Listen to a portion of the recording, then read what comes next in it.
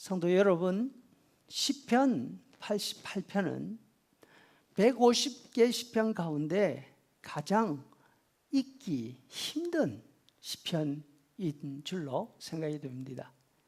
시인이 기도하면서 자신의 처지를 하나씩 하나님께 이야기하고 있습니다. 4절부터 보면 자신의 날에 재난이 가득합니다.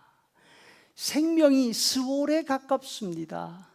용감하게 싸워왔지만 이제 쓰러진 용사와 같습니다. 죽음을 당했습니다. 무덤에 묻혔습니다. 이것이 시인의 현재 느낌, 현재 상태이죠. 하나님도 손을 놓으셨고 다시 기억하지 않으시는 그런 존재가 된 듯 합니다. 이렇게 자신을 어려운 지경으로 몰고 가신 분이 다름 아닌 하나님이셨다고 말하고 있습니다. 하나님이 자신을 깊은 물웅덩이에 집어넣으셨습니다. 자신에게 노하셔서 두 손으로 꽉 누르고 있으십니다. 큰 물결이 자신 위에 넘실거립니다. 아무도 자신을 아는 채 하지 않습니다. 자신을 보는 것을 창피해야 합니다. 갇혀 있는 것도 아닌데 밖에 나갈 수가 없습니다. 눈물로 눈이 짓무르고 있습니다. 하나님께 부르짖습니다. 하나님을 향해서 자신의 두 손을 들고 도움을 요청합니다.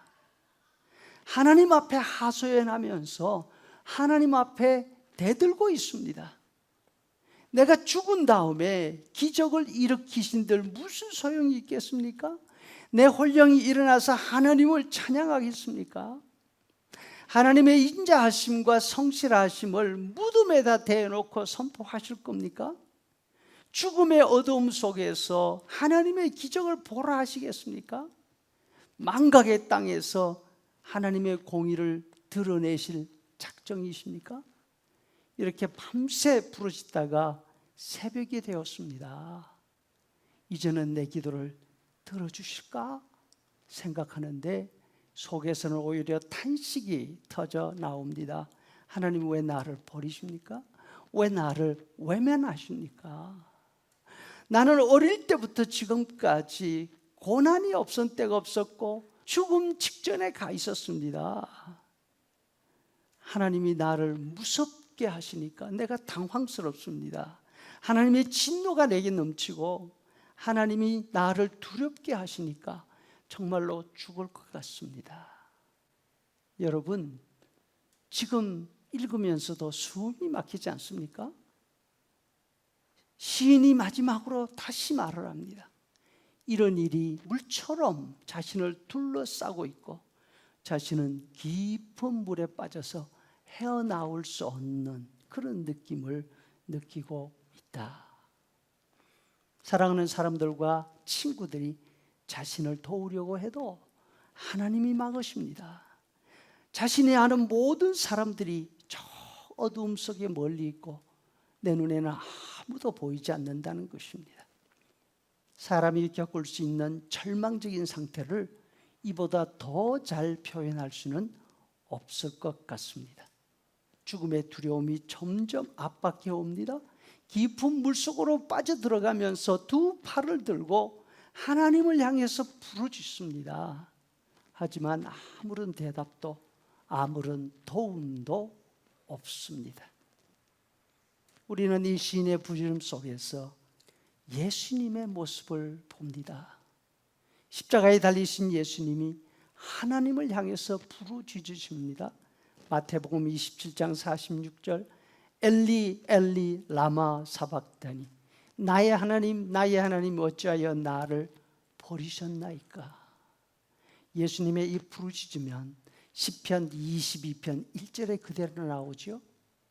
곧 이어서 나오는 2절에서는 내 하나님이여 내가 낮에도 부르짖고 밤에도 잠잠하지 아니하오나 응답하지 아니하시나이다. 이와 같은 고통과 절망은 예수님도 피할 수가 없으셨습니다.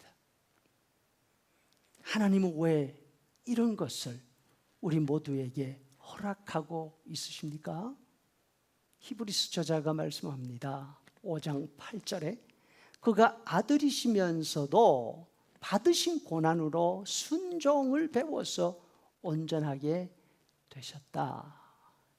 바울 사도가 말씀하십니다. 고린도후서 1장 9절 형제들아 우리가 아시아에서 힘에 겹도록 심한 고난을 당하여 살 소망까지 끊어지고 사형 선고를 받은 줄 알았으니 이는 자기를 의지하지 말고 오직 죽은 자를 다시 살리시는 하나님만 의지하게 하심이라. 또 로마서 5장 3절에서 이뿐 아니라 우리가 환난 중에도 즐거워하나니 환난은 인내를, 인내는 연단을, 연단은 소망을 이루는 줄 알미로다. 여기에서 연단은 인격을 이야기합니다. 역경과 고난, 힘들고 고통스럽습니다. 죽음의 문턱까지 우리를 몰고 갑니다. 그럼에도 불구하고 이 지독스럽게 힘든 고통도 하나님의 손에 붙들리면 최고의 은혜의 도구가 됩니다. 다른 것 보지 않고 하나님만 보게 만듭니다. 자신의 한계를 깨닫고 진정한 순종을 배우게 합니다. 다시 말해서 우리 속에 신한 인격이 만들어지게 합니다. 신앙의 인격이 무엇입니까? 문제 앞에, 어려움 앞에 굴복하지 않고 맞설 수 있는 신앙의 맷집, 그것이 바로 인격이지요.